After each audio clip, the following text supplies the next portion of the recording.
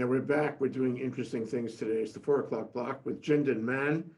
Jindan Mann is a lawyer and way beyond a lawyer, studying human rights.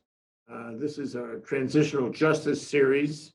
Today's show is entitled Defending Children's Rights in Sudan. Welcome to the show, Jindan. Thank you, Jay. Thanks so much for having me. So let's talk about your background, because in my mind's eye, I'd like to do what you do. So how do I get to do what you do? I mean, I think there's a lot of different ways that you can go about it. For me personally, I was always passionate about defending human rights, and I ultimately decided that the best way for me to go about it was through the law.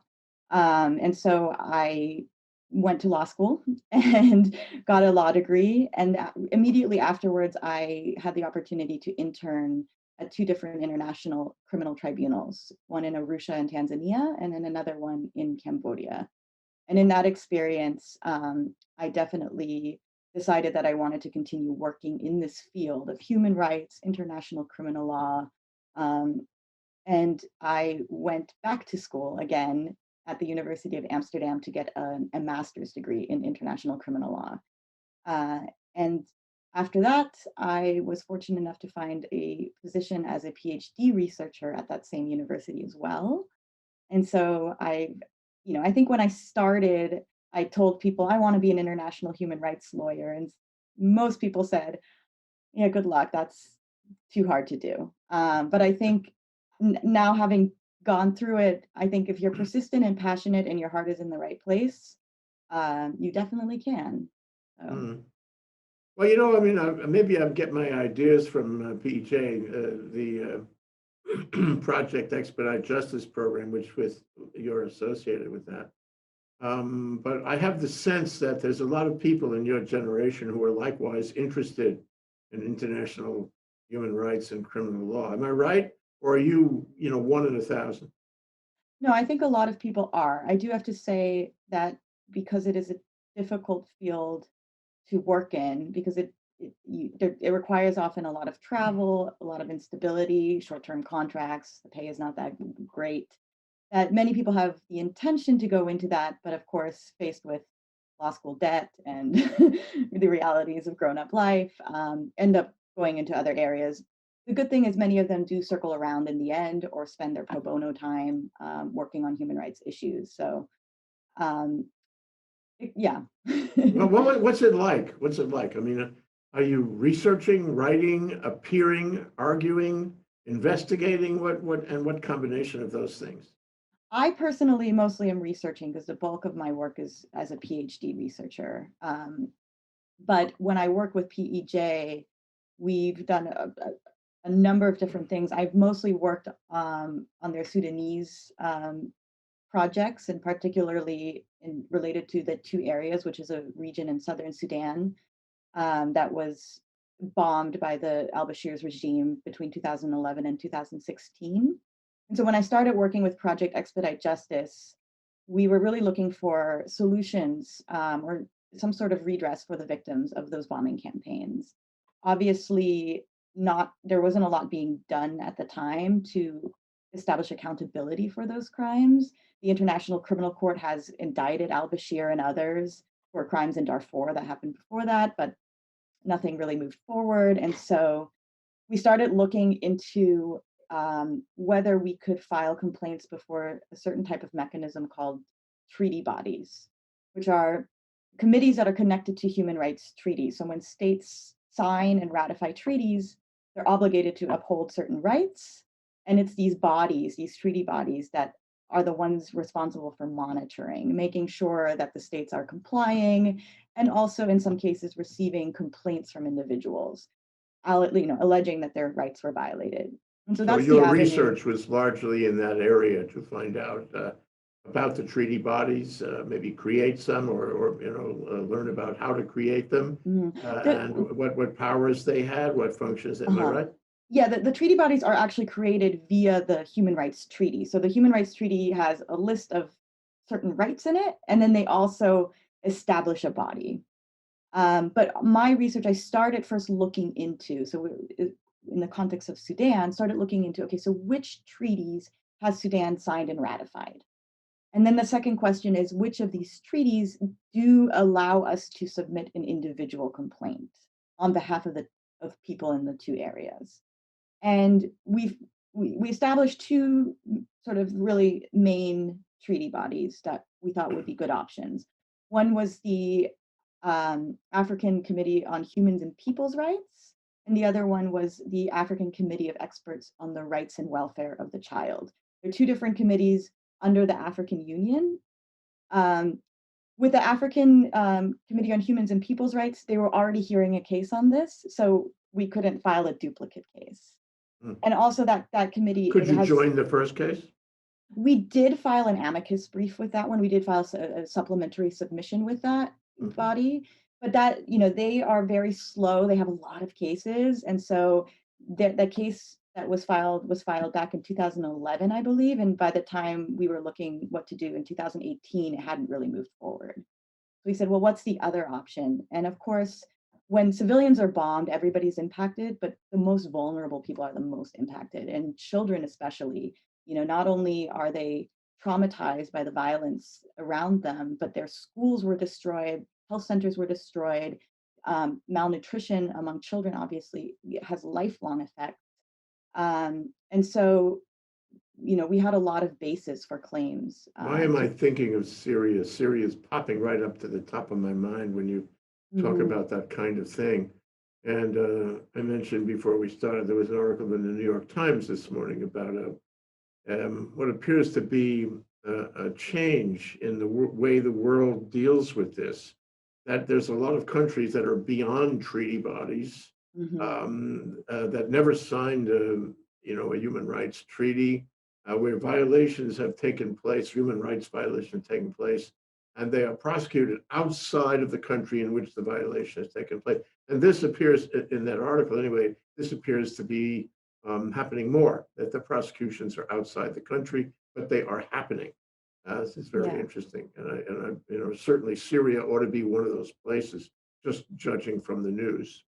Exactly. I mean, with the Syrian context, Syria has not signed and ratified many human rights treaties, or at least has not availed itself to the individual complaint mechanism. And also, unlike Africa or Europe or the Americas, they don't have a regional human rights system either. So Mhm. there are very few options. And so, in that context, the one of the only available options is to exercise what they call universal jurisdiction, which means that for certain crimes, international crimes that are so serious, like genocide or war crimes, international law says they can be heard anywhere, regardless of whether there's a connection. So recently, there was a case in Germany hearing in which two Syrians were convicted of who had committed, I believe it was they committed torture in detention centers. And Germany had very little connection to that case, but they exercised universal jurisdiction. They Yeah, good said, for them. mhm, That's a yeah, policy. That's a policy decision by the country of Germany, right? If the German if the German government wasn't interested, that wouldn't have happened. Right? definitely. And I think civil society has a huge role to play. And this universal jurisdiction notion, it was very popular, about a decade ago as well. And especially Spain and Belgium were really interested in expanding their universal jurisdiction. Um, and they ended up abandoning that effort under, from pressure from the United States, because this was around the time where the United States was facing a lot of criticism for the CIA black site torture. And so there was a lot of concern among from the United States that Belgium would start hearing cases like Let's talk about convicting the United Americans. States. I know we're going far afield, and we'll come back to Sudan in a little while. Right. But the United States, when I think of the United States, I think of Saudi Arabia. I think of bombs over children in Yemen for Mhm. years and years, with the United States policy apparently turning a blind eye to that, just as they turned a blind eye to Khashoggi until a couple of days ago.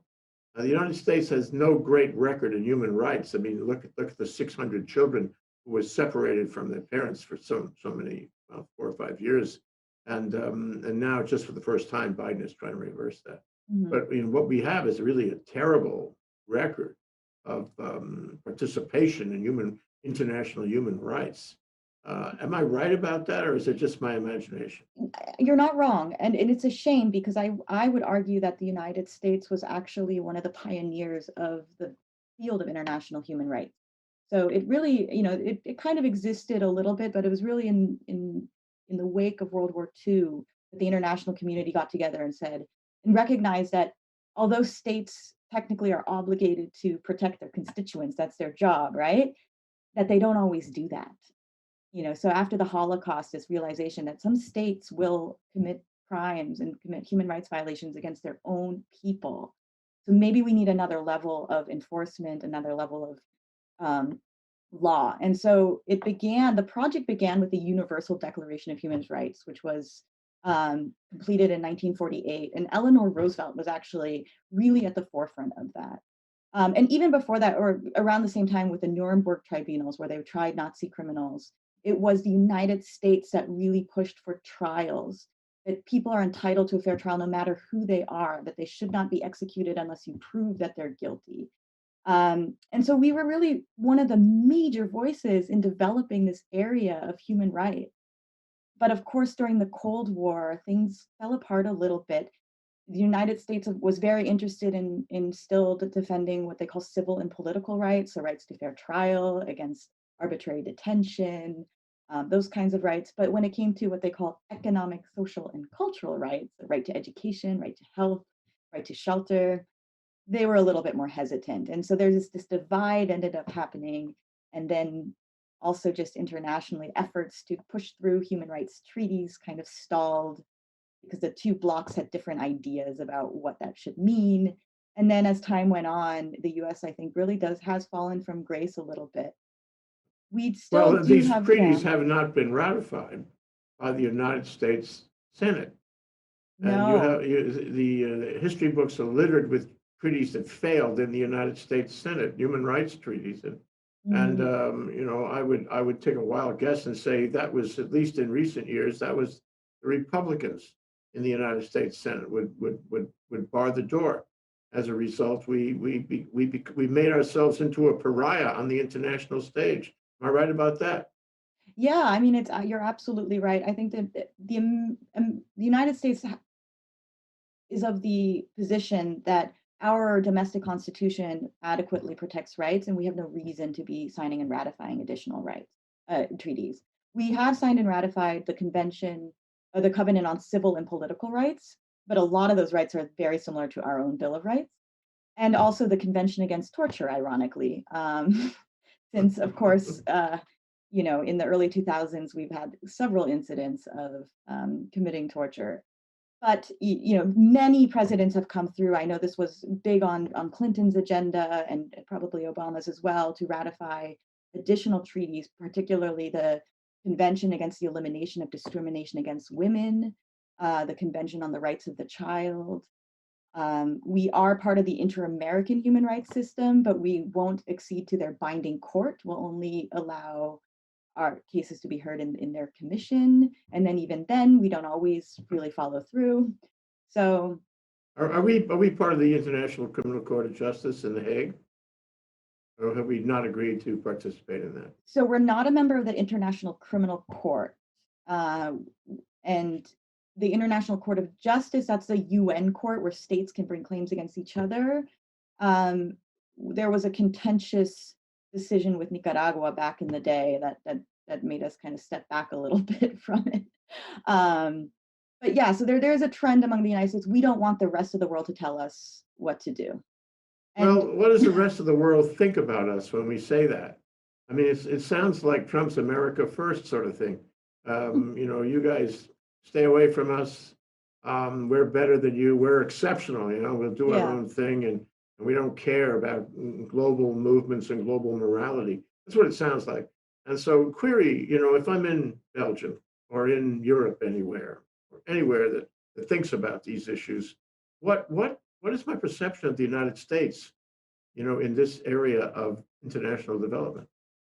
I mean, I would say that starting with the Iraq wars and then, of course, continuing with the Trump presidency, our reputation has definitely fallen. But on the other hand, the United States has also been really integral in protecting human rights in some contexts. So internationally, I do find it frustrating, and I do think this is changing. But I think the United States is so powerful and has so much influence among its, with its partners and allies, that many countries, including other powerful countries like Germany or France, are really reticent to criticize, or they were. I would say that in the last 4 years, they've realized they have to be a little bit more assertive. Mhm. But there isn't why. I mean, I think among normal people, there definitely. I remember during the Iraq War, I would spend a lot of time in Europe, and people would definitely have opinions about our role in that Yeah. conflict. Well, listen, they've developed opinions during the Trump administration. I'm sure it's not pretty, Mhm. you know. Well, So, interestingly, with the Trump administration, I think people finally realized it's so absurd that the ordinary people that they're meeting who are traveling abroad probably don't agree with him.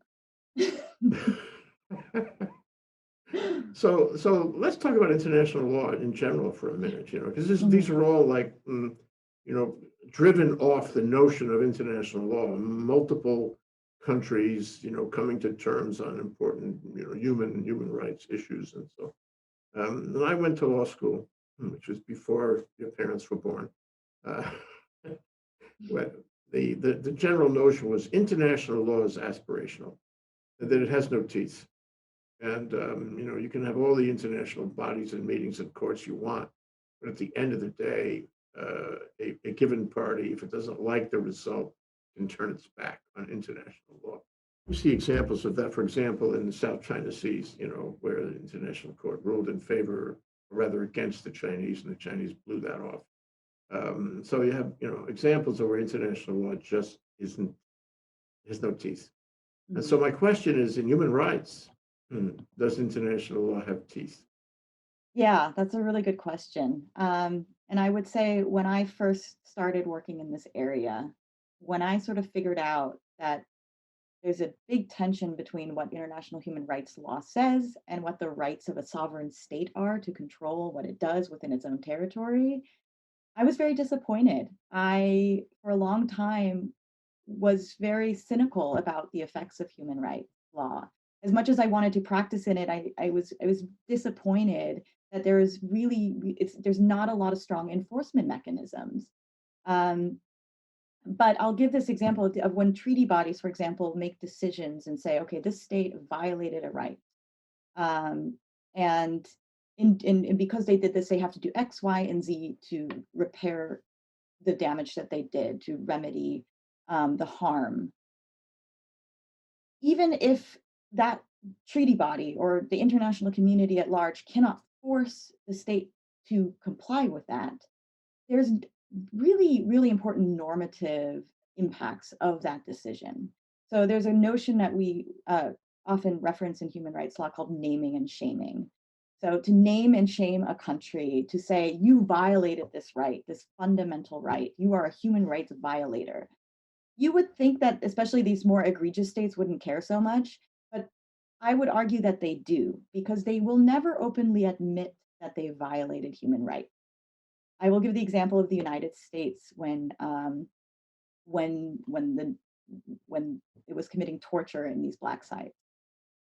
Instead of just saying, "Okay, we don't care, we'll just commit torture," the government went through, multiple steps of justifying what they did, arguing that the Geneva Conventions on the Laws of the War didn't apply to enemy combatants, defining torture in a way that whatever they were doing didn't actually constitute torture. So that they still care about giving the impression that they are upholding human rights. And so when these decisions are made that say you violated this, that does make a difference. And it makes a difference not only just because of the naming and shaming and the label of a human rights violator, but also because the international community does pay attention. When you think about foreign investment or you think about international aid, sometimes these things are really tied to countries' human rights track records. And I would argue that increasingly businesses and companies are paying attention to this as there's more and more rules about whether businesses should and can be liable for supporting human rights violations, for example.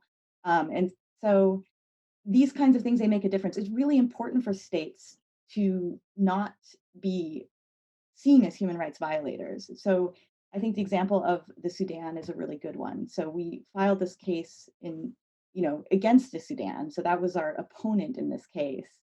And It's the government of Sudan. the government, exactly, because they're the member of the treaty. And we filed this in August 2018 when al-Bashir was still the president. And by the time that the case moved forward, so first it has to be admitted by the committee, and then they move on to deciding on the merits. The merits Who's of whether who's on the committee, though? I was going to ask you that, Jindan. yeah. Is the committee legit? Is the committee, straight ahead, or is it corrupt? No, the committee is very, very legit. So with all of these treaty bodies, their committees are usually made up of about between 10 and 20 members, and they're appointed by whatever the sort of overarching body is. So if it's a UN treaty, it's the UN General Assembly. In the African context, it's the African Union. And with the African Committee of Experts on the Rights and Welfare of the Child, which is the committee we went through, they have 11 experts from all different countries on the continent of Experts in Africa. human rights. Exactly. Experts in human rights, particularly in this committee, experts on children's rights. And then they're also, each committee member has their own specialization. So perhaps armed conflict or health and education. And they are, professors, practitioners, and they have fixed terms. And they're in different countries. And they're in different countries. They convene twice a year at their ordinary session to hear cases and then also, just review the states in general, whether they're generally complying or not. Okay, so what did they do in the case of Sudan? So in our case, what was really interesting was we filed it when al-Bashir was still the president. And by the time we came to the merits arguments, he had been ousted. And so this was a very transitional time for the Sudan. And so we had two options. We could let the committee hear our arguments, decide, say, Sudan, you violated these rights, you have to do this and that and the other. Or when you say this and that, you mean redress the grievances of the victims, the children. Yeah, okay. Exactly. Or we could go through a amicable settlement process. And this is something that they often encourage, but is not often used. Is this a money settlement or is this like a consent decree kind of settlement? It can be either. It is a settlement in which the complainant, so in this context, Project Expedite Justice and all of our partner organizations, acted on behalf of the children. We sat in a room with delegates from the government of Sudan, and right now they have a transitional government. And we were lucky that one of the committee members was facilitating our discussions. So they were in the room with us, leading the discussions. And we hashed out what happened and what remedies can, what remedies can we agree on? And an interesting thing about a settlement is that you're engaging and you're having more of a discussion. And so when we were deciding whether to just have a decision or pursue a settlement, we thought about it and we said, well, there's this new transitional government. They seem to be much more committed to improving Sudan's track record on human rights. So they will probably sit in the negotiation room in good faith. And they're probably more likely to comply if they were part of that conversation. If they were telling us, okay, this is out of our reach, this is impossible for us to do.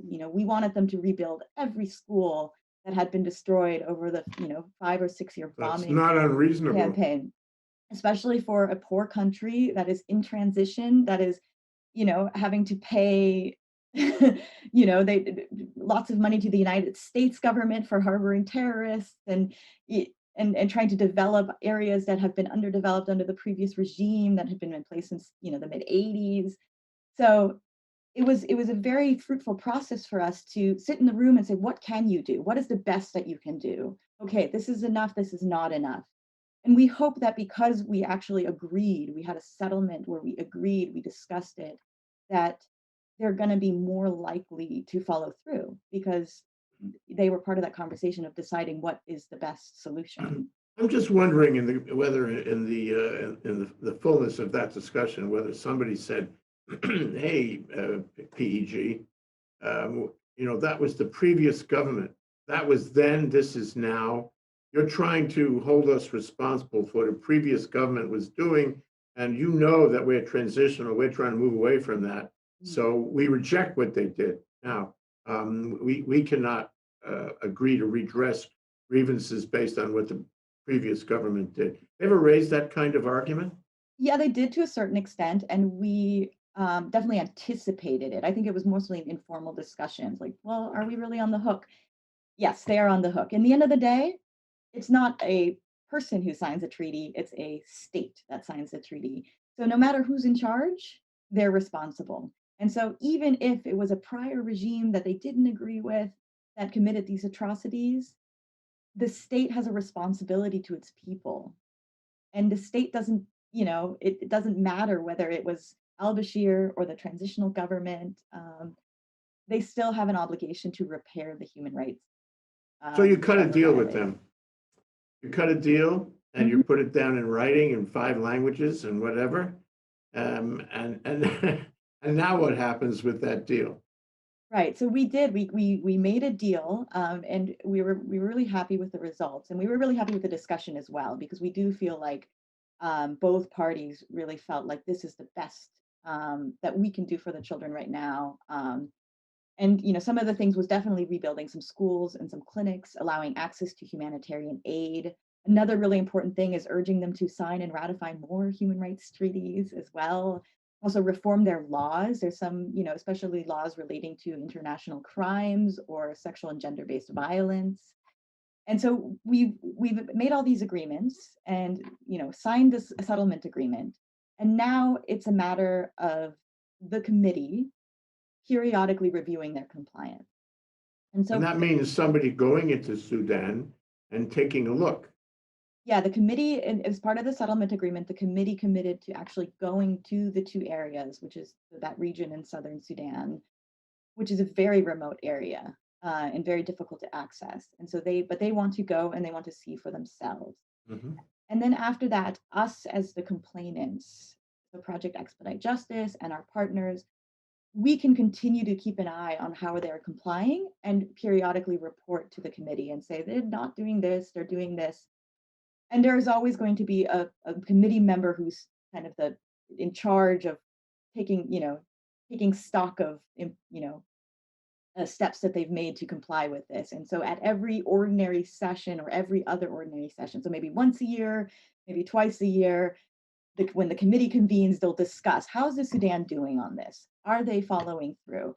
And if they're not following through, they'll put that in their report. That report is public. And so then we come back to the naming and shaming. If they agree to do something and then they're not following through, that will be known publicly. So how does this advance the cause of human rights globally? Okay, so we have a deal in Sudan, we have a mechanism, and I'm really happy that you were involved, weren't you, in terms of the language, in terms of the four corners of that agreement. That's really a fabulous thing, a legacy thing, as far as I'm concerned. But then, what does it mean in the larger sense? Does it mean that the cause of human rights has been advanced, that other countries that have been involved in violations of human rights and children's rights will take notice, that the template of what you did would apply elsewhere? Has it applied elsewhere? It was too new to apply elsewhere, but I would argue so when I personally, and I think every human rights lawyer, especially when we're dealing with this area, I always am looking at past decisions to see, and I cite them. And even if they're not binding precedent, they're persuasive precedent. So we can look at what the past decisions of this committee, but also of other committees in the African region. Also, the Inter-American region is really active. So I definitely look to them and cited them when, arguing this case. And so what we hope is that this case will inform some future things. The settlement, I think, is really novel. It's the second time that this committee has had a settlement. It is also the first time that they've had a settlement that's this big and that impacts this many people. And I How know many for the, people? I mean, thousands or hundreds of thousands of children who were impacted in these two states. And in fact, actually, it's children beyond those two states because they will also, or people beyond those two states, because they will benefit from the ratification of other treaties. They will benefit from the reforming of laws. So the impact is quite large. And I do think that the amicable settlement process is underutilized. I think people want that sort of like us against them decision. You have to do this. You violated the right, which maybe you don't get in a settlement. But I do think that we are really, really good evidence of how you can actually work together with a state to find a solution, which I think in for Sudan, especially because they're in transition, was so important. It gave them the opportunity to demonstrate to the whole world, look at how committed we are.